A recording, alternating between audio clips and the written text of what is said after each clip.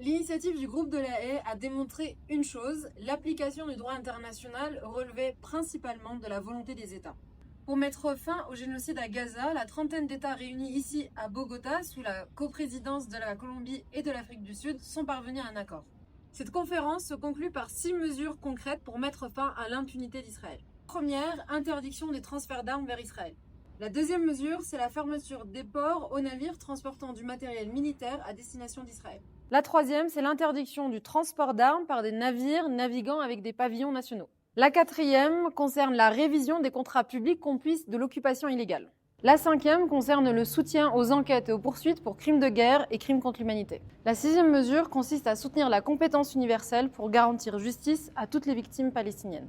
Toutes ces mesures ont été présentées aujourd'hui devant l'ensemble des participants et également soutenues par un discours du président colombien lui-même, Gustavo Petro.